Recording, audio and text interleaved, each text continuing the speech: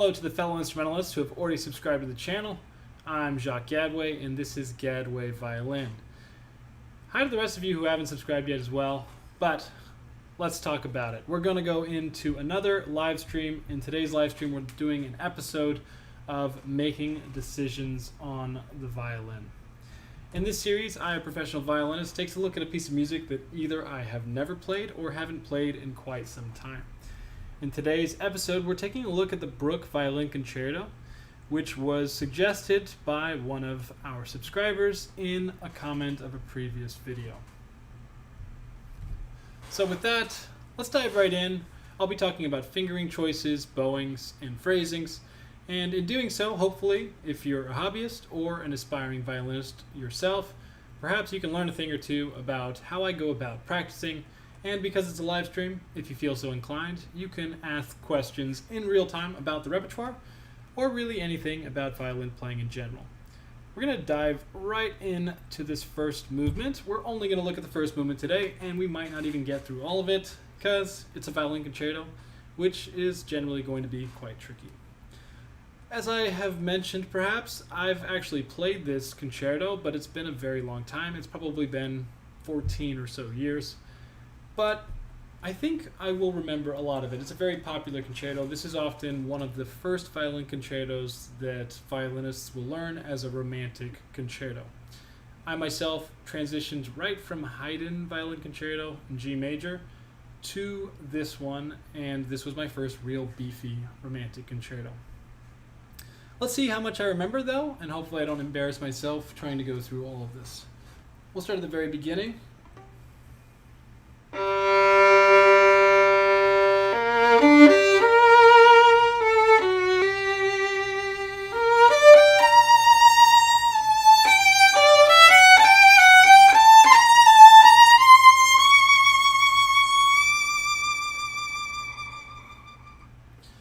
Alright, I think there's like one thing I would do differently in terms of bowings.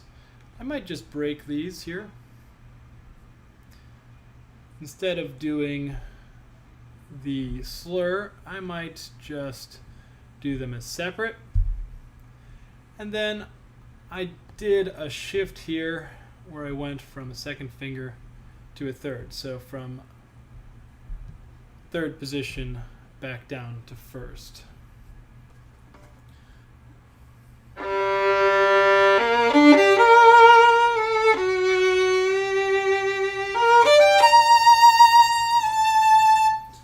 Yeah, I like that.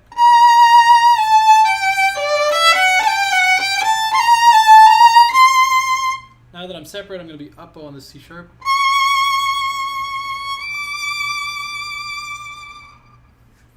I like it. It lets me use a little bit more bow. In addition to that, because I'm doing these separates, I'm on an up bow here, and then I'm going to also break up this slur and do a down bow here. And what feels natural and good to me is to use a third finger for each of these. They're all half steps apart, and it's very slow, it's very romantic. One of the things that I like to do in these kinds of moments is use the same finger when we have the opportunity, and the reason for that is because we actually end up being able to keep a very easy, consistent vibrato.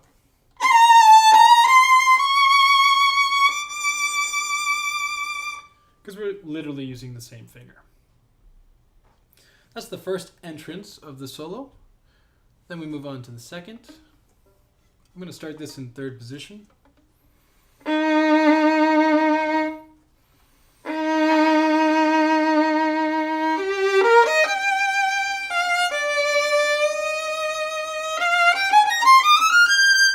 I hate that fingering. I'm not going to do that. Instead, I'm going to not shift on that half step. So I'll be on a 1 here, and I will play a second finger as is standard, and I'll shift after the long note.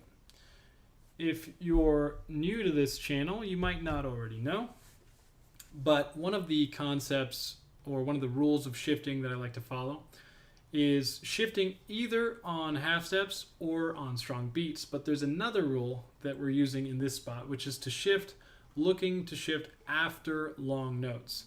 In this case, we have a rather long tie, and that's a great opportunity to do a shift. So after that E flat, we'll shift up to a first finger in 5th position on the A string.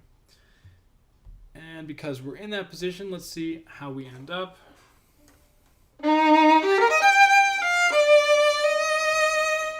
We shift up. That won't be a 1 therefore, so we can erase that. That'll be a 2nd finger. And I actually think we can shift afterwards. That's a D natural going to an E flat, which is a half step, which is a good opportunity to shift. It also gives us a nice 3rd finger on that high note.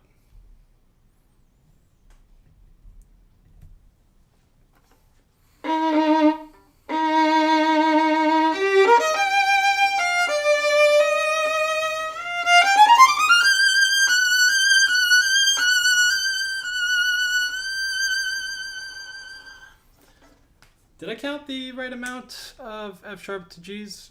Who knows?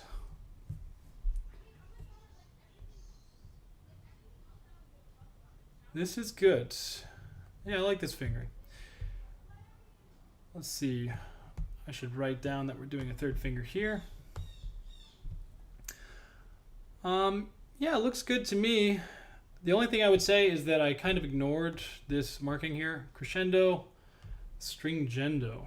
So we need to find a way to paste that.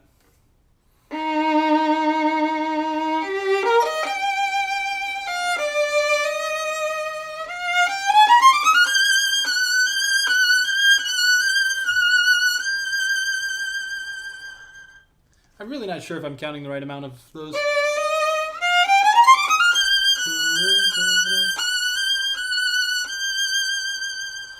Yeah, that's the right amount. So because of how this works out, I'm just doing a down, up, down here. And we can do a 2 shifting to 2 for that final one. I like that. Afterwards, I don't even need to play it to tell you that I'm not going to do this. The idea of starting this fortissimo on an up bow just feels wrong to me. I'm going to do a down bow, and it actually ends up working out to do the bowing that's marked here. Yeah, let's try that. Right from that solo entrance after A, that fortissimo. We're starting in 3rd position here.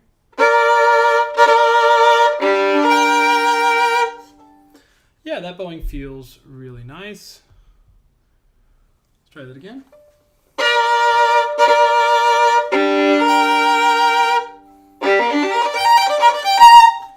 Okay, yeah. Again, when we're deciding to shift or what fingering to choose, one of the things that we think about is, can we find a half step? Can we find a long note? Or can we find a strong beat? This does find a sort of strong beat, shifting on the and of 4. However, I prefer to not consider that because, yeah, it's a strong beat, but it's pretty fast. And for me, what defeats that convenience is going to be to shift after this. It's not really a long note, but it's considerably longer than the rest, given that we have that dotted 16th. So if we shift after, we can go from a 4th finger instead of a 2, shifting to a 3rd finger, so bringing us into that new position.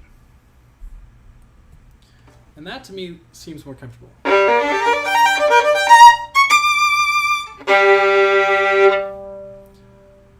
It's the same. Yeah, I mean, you can do the fingering that was marked. The only thing for me is that if you do that, then you also have the awkwardness of an augmented 2nd here between the B flat and the C sharp, which is just a large interval that's a little bit awkward between 2 and 3. So I prefer the fingering I've written here, but I think both are valid. After that, we move on to the entrance after the rest here. Once again, it has an up bow written. I'm just not going to do that. What? This doesn't make sense to me.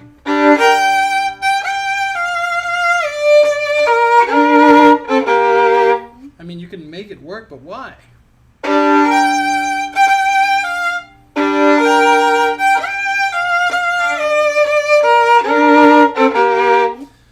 Yeah, I see, because you want to keep the slur, but no, I like this better.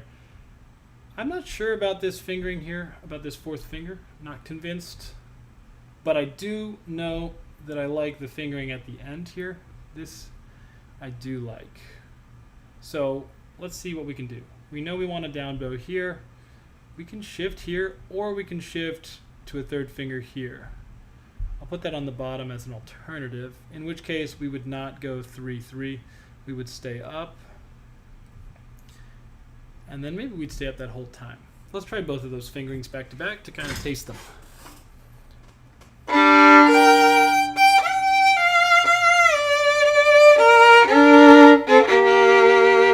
I didn't write it, but because of the bowing that I'm doing here, I'm breaking the bow here. So let me write that in so it's very clear. Removing those slurs.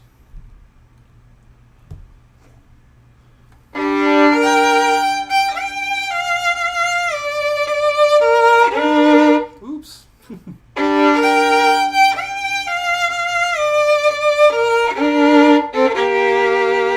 So that is ultra romantic. We get a lot of portamento in between these, which, you know, I like. I don't hate. Let's see. If we wanted less of it, though, we would just do the bottom fingering. So that would be...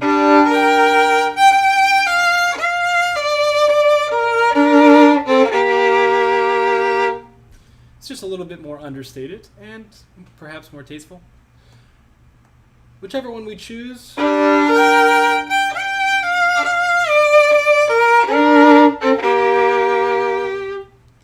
Once again, we are not going to do this up bow that is suggested for this fortissimo entrance here. It just doesn't make any sense. We're going to do a down bow instead. And something we're going to think about is if we're doing this fingering marked, we're in second position here.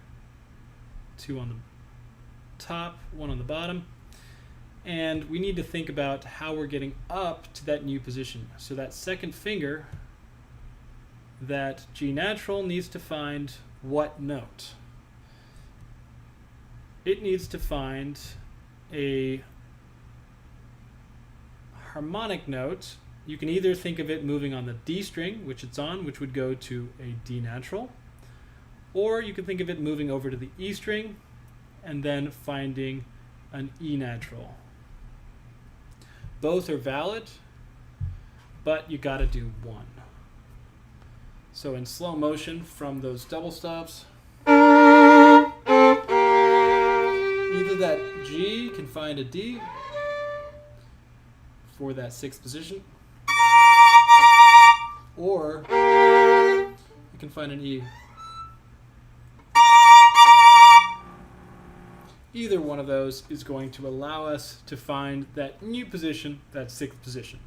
Even though we have the rest, it's really useful to understand what your fundamental shift is. In other words, what shift you're accomplishing, which means what finger is departuring, the departure finger, in this case the second finger here, where it goes. That's our fundamental shift, we call it. Right after that rest, in sixth position, we'll go from there.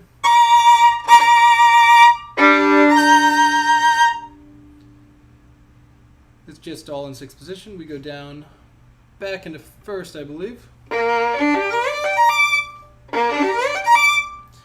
fingering it's suggesting right here is to shift on the A string. So after the B flat, in other words, we'd go 1 to 1. But I think it's cleaner if we just use the open D and shift to a first finger on the G natural. So instead of, we do. And if we do that, we can naturally feel the difference in that 7 of how we're segmenting it. Whenever you're doing 7s or these other unequal representations of notes, 7s, 5s, 11s, It can be helpful, especially in fast passages or fast runs, to find an anchor or a quasi-center. If we wanted a truly even 7, there isn't a center, right? The center is going to be halfway between the 4th note. But if we want to group our coordination, it's useful to have an anchor of some kind. And so if we think of it as 3 plus 4, we can feel that anchor pretty easily if we use this fingering where we shift over the D string and feel a little bit of extra oomph on that 3rd finger. That would be on that B flat here. So we feel a little bit of extra oomph on that B flat. And we're going to commit to this fingering, so I'm going to remove the top fingering. And we're going to use that.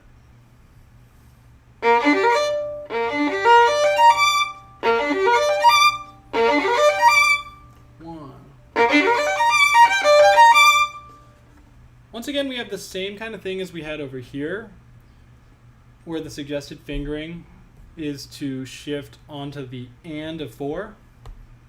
We have that here as well, where the suggested fingering is to shift onto the and of 4. But actually, once again, for the same reasons we expressed before, I think it's easier to take advantage of that long note. We're going to put that in quotations because it's not really a long note. It happens very fast.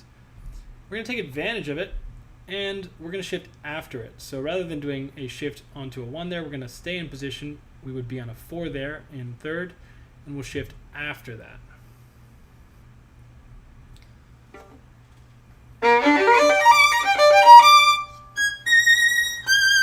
But then we have to practice that shift, of course.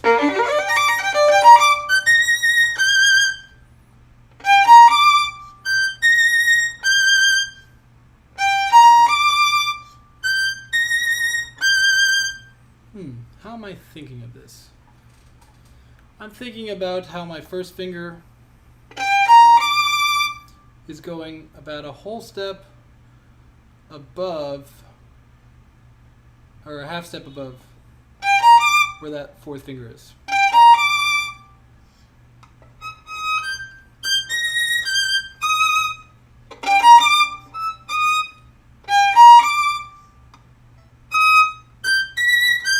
So we're finding that E flat as related to the 4th finger. This is a little bit confusing, so I'm going to visualize it here as best as I can.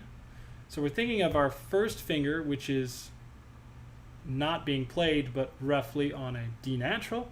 We're going to think of that as moving up past the 4th finger to find that E flat. And we're going to think of how that's a half step away from where that 4th finger is currently. Let's use a different color. How that's a half step away from where our 4th finger is currently. This kind of thought process is exactly the kind of thing that's going to allow us to practice with purpose to create consistency. Thinking about that half step above that 4 and picturing in my mind where that first finger is going to go. We're not going to play it, of course. After we know where that first finger goes, we find that position, and then we space the 2nd finger from 1st, we space the 3rd from 2nd, and that will naturally be exactly where we want that 3rd finger to land on that G natural. And then we're just reaching the 4th finger a half step above where it might naturally want to land on that A natural, half step above for the B flat. And I'm going to erase this one here just for clarity here, so we can use this space. I'm going to put that in a circle, that 4th finger. Anytime I put a fingering in a circle, it's a Galamian trick, or Galamian marking. It shows you that that finger is not a shift, but a stretch. And that's definitely the case here.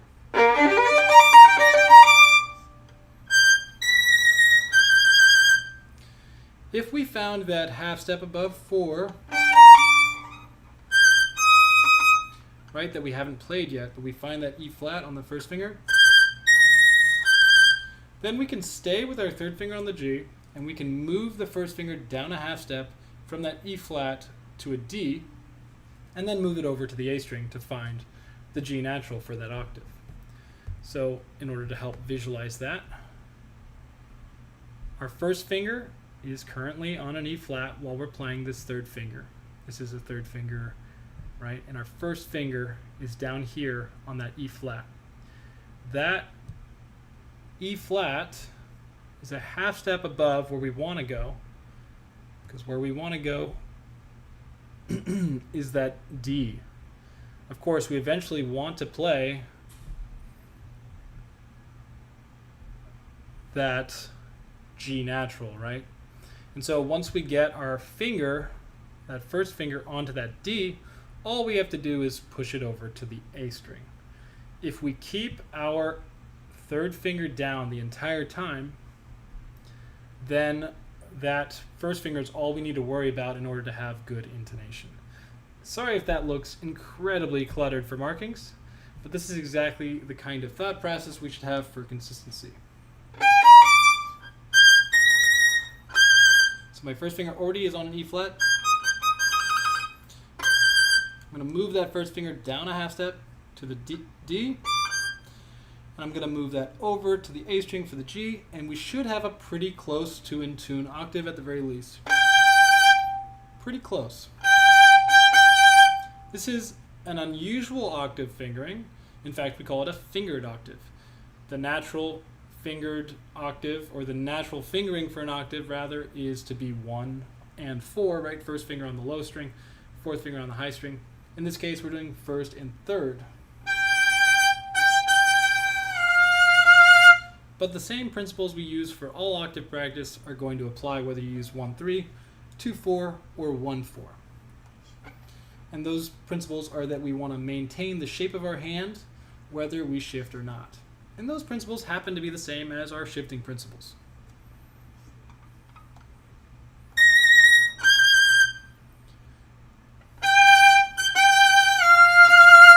For me, I like to switch from this fingered octave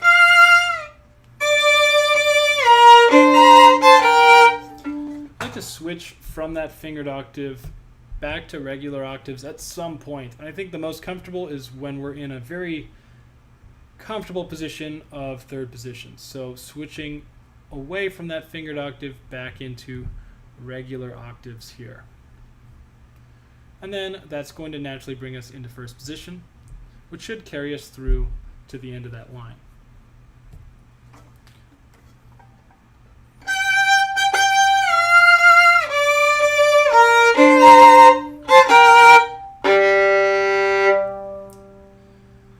Let's take a look at this next line. We have that fortissimo.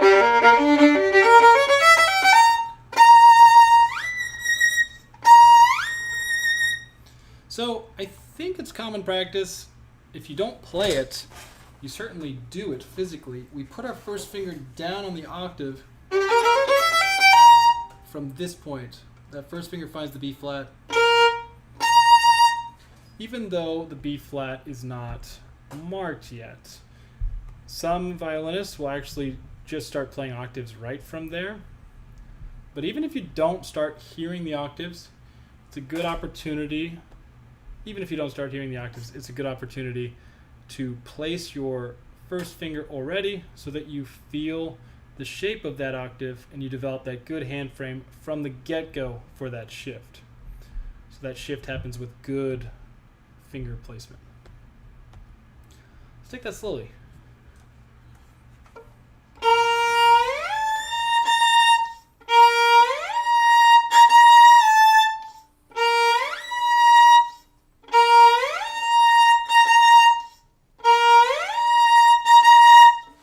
Just like always when we're practicing octave practice, it's all about hand shape. We want to find that good hand shape for that basic octave. And whatever the shapes are of these fingers and the hand, we want to maintain, even as our hand needs to get around the instrument. So we need to get around the instrument in such a way that doesn't compromise the shape of our fingers, right? If we get around our instrument and we pull away with the first finger, we get this kind of shape, which is a compromise of our shape. So instead, as you move and need to get around the instrument, you need to raise your knuckles slightly so that that angle of approach for that first finger does not change.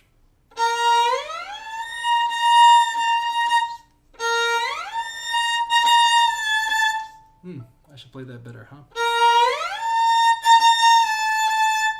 So there might be a slight change in the shape here, but the angle of approach remains the same. You'll notice that the knuckle has to come up in order to maintain that angle. I'll pull the other fingers away. Knuckles low, and it grows higher. But the angle of the fingertip remains the same. Let's go from the beginning of that line again. This line here.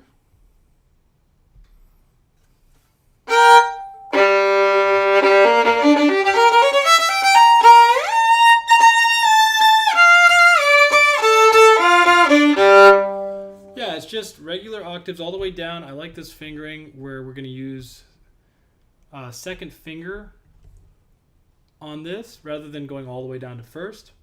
We're staying in third. And the reason we're doing that is because what follows is a second position right here, right?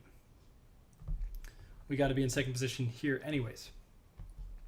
So even though we have our open string on the bottom, we still need that first finger to travel down to that C natural before releasing. That's how we accomplish that shift.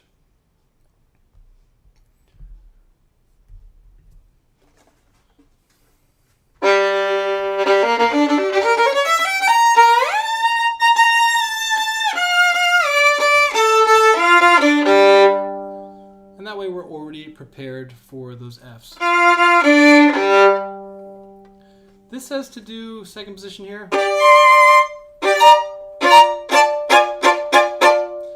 But I find it difficult to vibrato that exact chord. The second finger fifth and the fourth finger on top. I find it a little bit more comfortable if I just go up to third position there.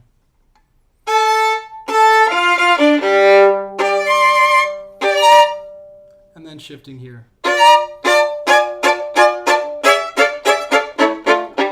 Oof, that's rough. Let's try that again.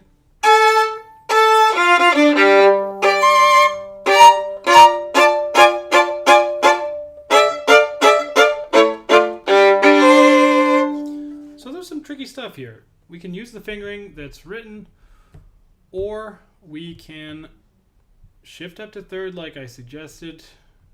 So there'll be a 1 on the bottom and a 3 on the top, and then shift down afterwards down to second. I'm going to put this in a circle because it's not really a shift. We're actually staying in the second position and we're just compressing that second finger. And then we finally do shift to find that compressed fourth finger and that third finger on the D natural. That'll be first position there. So my fingering would be third position, second position, compressed second position, down to first.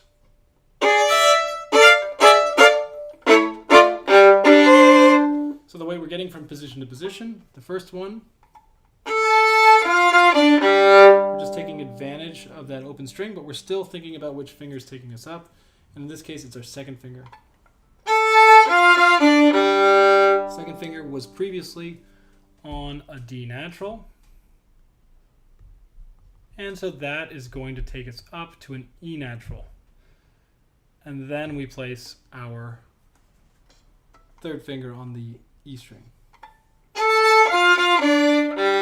So while that open G is happening, that second finger finds an E natural. And then we place the first finger a whole step below on both the D and A string.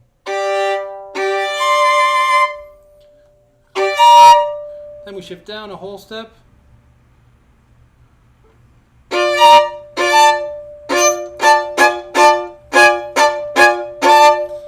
And then here, I'm shifting on that second finger. That second finger is currently on this. I'm going to erase some of these markings just for clarity. Second finger is on this D natural, and it finds, I like to find a C sharp, a half step below, and then I place my third finger on the D natural. So that looks like this.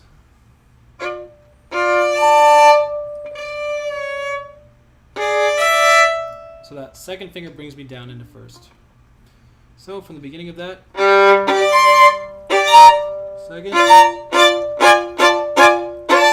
second finger brings me down, then I place my third and fourth.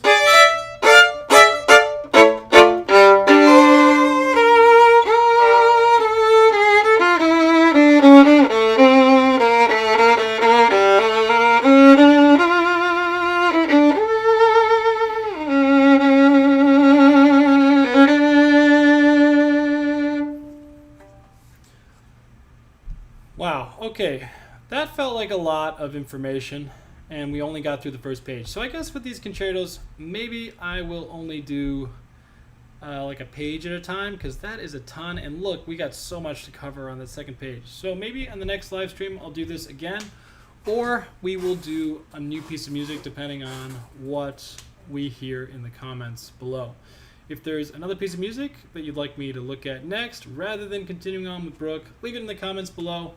With that, I hope that this was helpful. This is actually a tougher piece than it appears, and it's a lot of fun to work on. It can be very satisfying, and it's really well written for the instrument, so it will impress your peers, hopefully. With that, I hope you enjoy your practice. Don't forget to like this video. Please subscribe.